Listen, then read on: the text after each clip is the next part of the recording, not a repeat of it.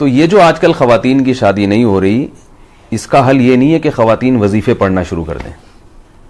میں ایک دفعہ مسجد میں تھا، وہاں تو ایک خاتون نے وقت لیا کہ ملنا چاہتی ہوں، بہت بڑا مسئلہ ہے، اپنی بیٹی کو بھی لانا چاہتی ہوں، اس کے رشتے نہیں ہو رہا ہو، یہ بہت پریشان تھی. وہ میں ٹائم نہیں دیتا کسی کو، لیکن اتنا زیادہ بیچاری پریشان تھی تو وہ آ گئی. وہ جب گھر میں آئی ہیں تو میں نے بٹھایا ان کو، میں نے کہا جی فرمائیے. تو انہوں نے کہا میری یہ بیٹی ہے، اس کی عمر ہو گئی 30 سال اور رشتے نہیں ہو رہے، بہت پریشان ہوں، کسی نے جادو کر دیا، کسی نے یہ کر دیا، کسی نے وہ کر دیا. میں نے کہا کہ آپ کی لڑکی کی یعنی ایجوکیشن کیا؟ انہوں نے بتایا ایم اے کیا ہوا اس نے. تو میں نے اس خاتون لڑکی سے، پردے میں تھی وہ، کہیں ایسا نہ ہو میرے خلاف ایک کلپ ابھی چلا دیں، کہ وہ پردے میں تھیں دونوں، نہیں بھی ہوتی تو یہ ان کی ہیڈیک ہے. اگر پردے میں نہیں آتی تو وہ ان کے خلاف کلپ چلانا چاہیے تھا. مولوی صاحب کے خلاف کلپ کی پھر بھی کوئی سمجھ میں آ رہی ہے نا بات. تو یہ بعض دفعہ ایسا ہوتا ہے بے پردہ خاتون کوئی مولوی صاحب کے سامنے آ کے بیٹھ گئی، اب فوراً لوگ نے کیا کر دیا، کلپ بنا کے یوٹیوب پہ ڈال دیا. وہ بیٹھے، بھائی اس کے خلاف کلپ بنا کے ڈالو کہ وہ کسی مرد کے سامنے بے پردہ ہو کے کیوں بیٹھی ہے. ٹھیک ہے نا، مرد کو پردہ کرنے کا حکم نہیں ہے، پردہ عورت کا حکم ہے. تو وہ میں نے ان سے، ان کی جو بچی تھی نا، میں نے ان سے کہا آپ نے ایم اے کیا ہوا، ماشاءاللہ آپ پڑھی لکھی ہیں. تو میں نے ان کو ایک مثال دی. میں نے کہا مجھے ایک بات بتائیں کہ ایک آدمی میرے پاس آتا ہے اور مجھ سے کہتا ہے یہ دروازہ بند کر دینا، یہیں سے میری اسپیکر میں آواز ریپیٹ ہو کے آ رہی ہے تو وہ تھوڑی سی کنفیوز ہو رہا ہوں. تو میں نے ان سے کہا کہ بھائی دیکھیں کہ میرے پاس 50 روٹیاں ہیں اور بندے ہیں 75 یا 100 آدمی ہیں.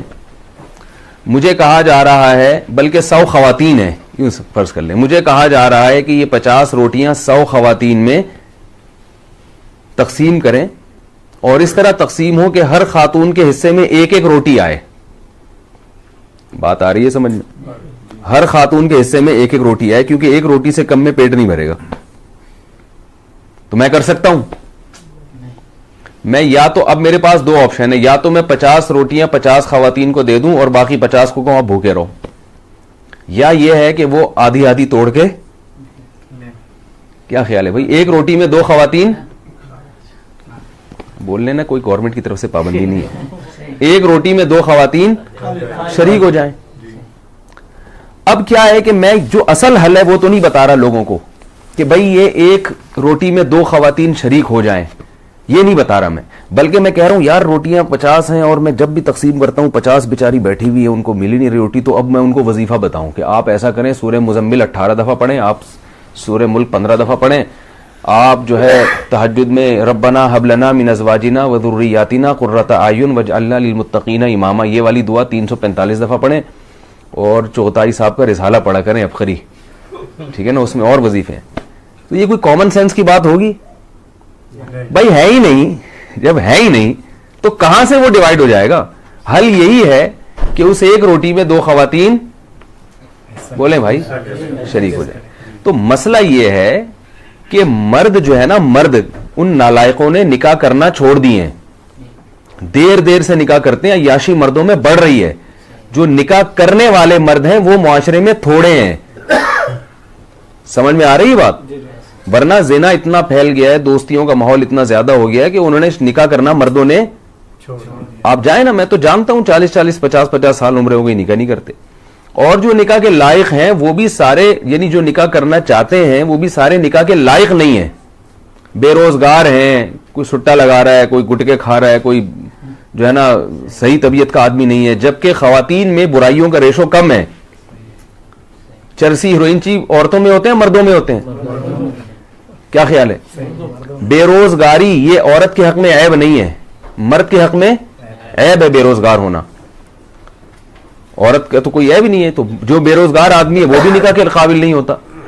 تو تھوڑے لوگ ہیں جو نکاح کے قابل ہیں، اس لیے خواتین کے لیے رشتوں میں مشکلات پیش آ رہی ہیں. تو اس کا اصل حل وہی ہے جو بڑا کڑوا لگتا ہے لوگوں کو، کہ بھئی ایک اچھے مرد پہ ایک عورت قبضہ نہ کرے، بلکہ وہ کوئی دوسری عورت، ایک مرد جو ہے ایک سے زیادہ عورتوں کو اپنے نکاح میں لے لے جو ذمہ دار اور سمجھدار مرد ہیں. پھر وہ برابری بھی کرے، حقوق بھی کرے. بہت سے لوگ کہتے ہیں مرد ذمہ دار نہیں ہے، تو بھئی کیا سارے غیر ذمہ دار ہیں؟ کچھ تو ہوں گے نا جو ذمہ دار ہوں گے. تو یہ جیسے لڑکی والے پہلی شادی کے لیے لڑکے کو پرکھتے ہیں کہ یہ ذمہ دار ہے یا نہیں ہے، تو تو ایسے ہی دوسری شادی کے لیے بھی وہ پرکھ سکتے ہیں کہ یہ ذمہ داری نبھائے گا یا نہیں نبھائے گا. اور جیسے پہلی شادی میں سلیکشن میں غلطی ہو سکتی ہے, ایسے ہی دوسری میں بھی غلطی ہو سکتی ہے, لیکن اس غلطی کے ڈر سے یہ نہیں کیا جاتا کہ نکاح ہی ختم کر دیا جائے. بعض دفعہ ایسے ہوتا ہے کہ نکاح کا پیغام آیا, آپ نے خوب اچھی طرح چھان پھٹک کے دیکھا بھائی یہ بڑا ذمہ دار ہے, لیکن بعد میں کیا نکلتا ہے وہ نالائق. تو اب یہ تھوڑی کہا جاتا ہے کہ یہ نکاح کرنا ہی نہیں چاہیے, بھائی اتفاق سے غلطی ہو گئی تو اب دوبارہ تلاش کرنے کی کوشش کرتے ہیں. ایسے ہی یہ بھی ہوتا ہے کہ بعض دفعہ ایسے ہوتا ہے کہ دوسری کے لیے کسی مرد نے نکاح کا پیغام بھیجا, آپ سمجھے کہ ذمہ دار ہے, لیکن بعد میں کیا نکلا غیر ذمہ دار. تو اب اس کا یہ مطلب نہیں ہے کہ سبھی پہ فتویٰ لگا دیا جائے. تو اصل حل شریعت نے اور اسلام نے یہ بتایا جو میں عرض کر رہا ہوں. تو جب تک اس کو معاشرے میں فروغ نہیں دیں گے, خواتین کی مشکلات حل نہیں ہوں گی. آپ عربوں میں جا کے دیکھ لو, پہلے تو عربوں میں یہ تصور نہیں تھا سعودی عرب میں کہ کوئی خاتون کی عمر زیادہ ہو جائے یا وہ بیوہ ہو دوبارہ شادی نہ ہو. اب سعودی عرب میں اتنے مسائل کھڑے ہو گئے ہیں, لڑکیوں کی عمریں نکلتی چلی جا رہی ہیں. عربوں میں ایسا ہو گیا ہے, حالانکہ یہاں تو جہیز کا رواج بھی نہیں ہے. تو یہ پوری دنیا میں ایک المیہ بن چکا ہے, اس لیے کہ مردوں میں عیاشی بڑھ رہی ہے, زنا پھیل رہا ہے, لڑکیوں سے دوستیوں کا رواج بڑھ رہا ہے, طلاقوں کا ریشو بڑھتا چلا جا رہا ہے. تو ذمہ دار آدمی مارکیٹ میں کم نہیں ہے, شارٹ ہیں. مارکیٹ میں کیا ہو رہے ہیں, شارٹ بھی ہیں اور مہنگے ہوتے جا رہے ہیں. جو چیز مارکیٹ میں شارٹ ہوتی ہے وہ کیا ہوتی ہے, مہنگی ہوتی ہے. تو مہنگے ہوتے جا رہے ہیں. تو جب مہنگے ہوتے جا رہے ہیں تو ان کے نخرے بڑھے. کوئی اچھا لڑکا آپ کے خاندان میں ہو تو وہ جب لڑکی نکاح کا لڑکی کے ابا اس سے بات کریں تو وہ اتنی پنچایتیں کرتا ہے نا, مجھے لڑکی ایسی چاہیے, اگر وہ قوم بھی وہی ہو اور شکل و صورت بھی ایسی ہو اور بہت زیادہ وہ ذرا سا کھاتا پیتا لڑکا ہو نا, اگر تعلیم اچھی ہے تو اس کے نخرے دیکھیں آپ. پھر وہ کرتا ہی نہیں. تھوڑی سی بھی ٹیڑھی میڑھی لڑکی ہوگی, تھوڑا سا رنگ دبا ہوا ہوگا, ذرا سا وزن زیادہ بڑھا ہوا ہے, ایک اسٹینڈرڈ بنایا ہوا ہے بھی اتنے کلو وزن ہونا چاہیے. یہ لڑکوں کی بات کر رہا ہوں. اور لڑکیاں اوٹ پٹانگ مردوں سے شادیاں کر رہی ہیں. میں نے سینکڑوں نکاح پڑھائے ہیں, آپ یہ نہ سمجھے کہ میں ہوائی باتیں کر رہا ہوں. سینکڑوں نکاح پڑھائے ہیں. بڑی اچھی اچھی خاندان کی لڑکیاں, جب نکاح پڑھاتا ہوں تو دولہا دیکھ کے میں ڈر جاتا ہوں کہ یار اس کے اتنے اچھے خاندان کی لڑکی کا نکاح اس مکھنچو سے ہو رہا ہے. وہ شکل سے لگ رہا ہوتا ہے لڑکا کہ یار یہ, لیکن لڑکی والے کیا ہوتے ہیں, مجبور ہوتے. کم عمر لڑکیوں کی شادیاں بڑی بڑی عمر کے لڑکوں سے ہو رہی ہیں. پڑھی لکھی لڑکیوں کی شادیاں بالکل جاہل لڑکوں سے ہو رہی ہیں. ڈاکٹر لڑکی کا نکاح میں نے پڑھا ہے میٹرک پاس سے, کیونکہ لڑکی والے مجبور تھے, یار لڑکی کی عمر نکلی جا رہی ہے, کیا کریں, رشتہ ہی نہیں مل رہا, رشتہ ہی وظیفے پڑھ لیے. تو پھر ایک رشتہ آیا میٹرک والے کا, تو مجھ سے مشورہ نہیں لگے. میں نے کہا بھائی گھر بٹھا لو, مگر کوئی جوڑ نہیں بنتا ہے. میٹرک بھی شاید زیادہ کہہ دیا, 8ویں پاس تھا وہ. پاس بھی پتہ نہیں کیسے ہوا, آپ کو پتہ ہے پاکستان میں پاس ہونے کے لیے کوئی, تو مجبوراً کیا انہوں نے. کیا ہوا, تھوڑے دنوں میں طلاق ہو گئی. طلاق کیوں ہوئی ہے کہ وہ لڑکی کے پیسے پہ نظر تھی کہ ڈاکٹر ہے تو ہمارا بچہ تو کچھ کر نہیں سکا, تو بہو کما کے کھلائے گی, ڈاکٹر ہے. تو ظاہر ہے یہ بے جوڑ کی شادی ہوئی نا, بے جوڑ کا نکاح ہوا. تو وہ جب نہیں کھلا رہی ہے, وہ اس کو عورت کو یہ احساس ہوتا ہے میں کیوں کھلاؤں بھائی, یہ کیا پورے. پھر ایسے ایسے نالائق خاندان ہیں کہ لڑکی شوہر کو پال رہی ہے. یہ سب میرے مشاہدے کی باتیں کر رہا ہوں میں, ہوائی اخباری رپورٹیں نہیں پیش کر رہا, مشاہدے کی باتیں کر رہا ہوں کہ لڑکی اپنے شوہر کو بھی کھلا رہی ہے اور بالآخر پھر دیور کو بھی کھلا رہی ہے, ساس سسر کو بھی کما کما کے کھلا رہی ہے. تو ایسے ایسے آپ دیکھیں یہ کلچر ہمارا بنتا چلا جا رہا ہے. تو اس لیے جو گراؤنڈ ریئلٹی ہے نا, اس سے آپ آنکھیں بند کریں گے تو آپ, جیسے وہ کبوتر جو ہے نا بلی کو دیکھ کے آنکھیں بند کر لیتا ہے, وہ یہ سمجھتا ہے کہ جیسے مجھے بلی نظر نہیں آ رہی, اب بلی کو بھی میں نظر نہیں آ رہا ہوں گا. تو یہ کبوتر کی بھول ہے بھائی, آپ کی آنکھیں بند کرنے سے دنیا اندھیری نہیں ہو جاتی, باقی سب ویسے ہی ہوتا ہے جیسا ہو رہا ہے. پھر بھی بہرحال دعا کرنا چاہیں کوئی رشتے کے لیے تو ربنا ہب لنا من ازواجنا وذریاتنا قرۃ اعین واجعلنا للمتقین اماما. یہ دعا تینوں مقاصد کے لیے استعمال ہو سکتی ہے. کوئی لڑکا اس کی شادی نہیں ہو رہی, وہ بھی یہ دعا پڑھ سکتا ہے. کوئی لڑکی اس کی شادی نہیں ہو رہی, اس کے والدین یا وہ لڑکی بھی یہ دعا پڑھ سکتی ہے. ہر نماز کے بعد پڑھ لیں یا چلتے پھرتے پڑھ لیں. اور جس کی ہو گئی, جس بندے کی ہو گئی مگر اس کو احساس ہوا کہ نہیں ہونی چاہیے تھی, ٹھیک ہے نا, یعنی ایسی بیوی ملی بد اخلاق, تو وہ بھی یہ پڑھ سکتا ہے کہ اللہ میری آنکھوں کی ٹھنڈک بنا دے اس کو. اور جس خاتون کی شادی ہو گئی وہ شوہر نالائق نکلا تو وہ بھی یہ دعا پڑھ سکتی ہے شوہر کو لائق بنانے کے لیے. پھر نکاح ہو گیا, اولاد نہیں ہو رہی, اس کے لیے بھی یہ دعا ہے. اور اولاد ہو گئی مگر نالائق اولاد ہے تو اس کے لیے بھی یہ دعا ہے.